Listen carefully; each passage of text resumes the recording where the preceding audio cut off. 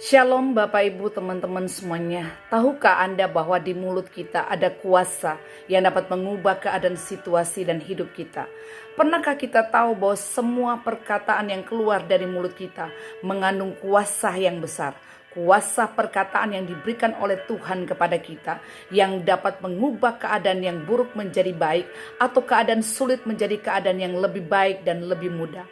Dalam Kejadian 1 ayat 3 tertulis, maka berfirmanlah Allah, jadilah terang, lalu terang itu jadi.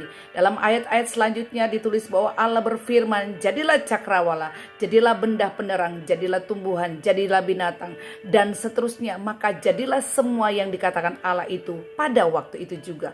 Hanya dengan perkataan, hanya dengan firman-Nya, Allah dapat menciptakan segala sesuatu yang diinginkannya. Sungguh dahsyat dan luar biasa perkataan. Allah tidak mengeluarkan energi dan cara-cara yang rumit untuk mendapatkan apa yang Dia inginkan. Hanya dengan perkataan, hanya dengan firman-Nya semua tercipta. Ya, karena perkataan Allah mengandung kuasa yang sangat dahsyat dan ajaib.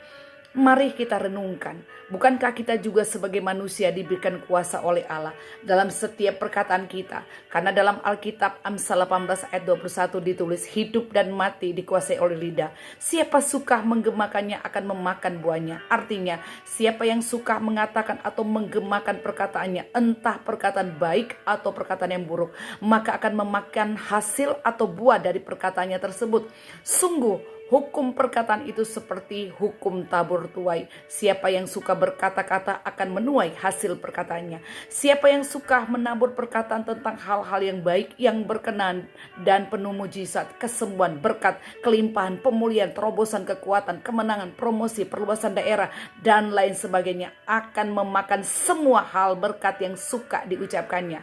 Sebaliknya, siapa yang suka menabur perkataan negatif seperti sumpah serapah, kutuk, makian, sungut-sungut, gosip, kritik, dan lain sebagainya, maka dia akan menuai hasil perkataannya yang negatif dan kutuk tersebut. Hati-hatilah dalam perkataan kita, karena apa yang kita katakan entah pada diri kita atau kepada orang lain pasti terjadi. Hanya ada pengecualian.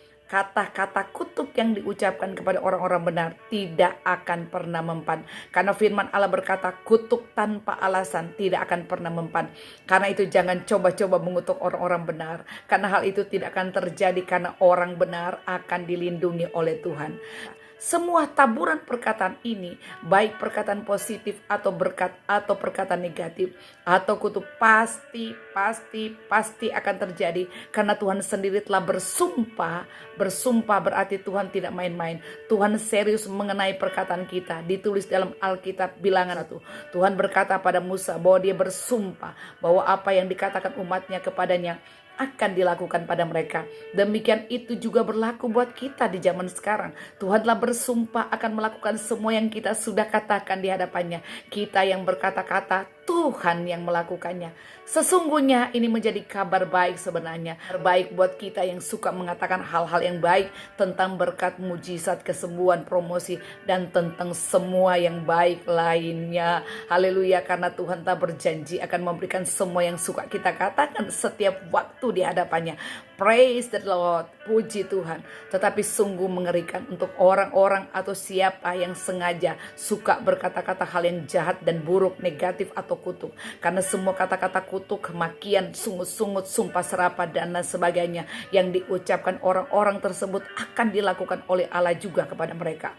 Memang banyak orang sedang mengalami kesulitan dalam proses karena menuai hasil perkataan mereka sendiri di waktu lampau. Yang lalu mereka suka sekali, sadar maupun tidak sadar, selalu bersungut, selalu memaki, selalu mengutuk. Akibatnya semua yang dikatakan dinikmati sekarang. Secara sadar tidak seorang pun di antara kita yang menderita karena hasil perkataan kita sendiri. Karena itu mari kendalikan dan kuasai lidah kita, kuasai perkataan kita. Jangan lagi ada sungut-sungut, jangan lagi ada makian, jangan lagi ada kata-kata yang mengutuk diri kita atau orang lain. Jangan lagi memaki. Mari berusaha memakai perkataan kita untuk memberkati orang dan memberkati diri kita sendiri. Pakai kata-kata untuk memberi semangat dan menyembuhkan diri dan orang lain. Ciptakan suasana menjadi hidup dan bersukacita dengan kata-kata kita, karena kata-kata kita dapat menciptakan dari yang tidak ada menjadi ada. Dalam situasi yang sulit, pasti menginginkan jalan keluar dan penyelesaian. Tapi kadang kita tidak dapat menemukan jalan keluar yang terbaik. Karena tidak ada yang mendukung kita. Dan kita kadangkala tidak punya dasar untuk berharap sama sekali. Sesungguhnya dalam keadaan tidak punya dasar berharap seperti ini, kita punya kesempatan menggunakan kata-kata kita untuk mengubah keadaan kita menjadi lebih baik dari sebelumnya. Kita harus percaya pada firman-Nya bahwa ada kuasa dalam perkataan kita, ada kuasa dalam lidah kita, ada kuasa dalam mulut kita yang diberikan oleh Tuhan untuk menciptakan sesuatu, menciptakan kemenangan dari kekalahan, menciptakan kesembuhan dari kesakitan, menciptakan promosi dari kegagalan, menciptakan sesuatu dari tidak ada menjadi ada. Karena itu kita harus percaya ada kuasa dalam mulut kita, dalam perkataan kita.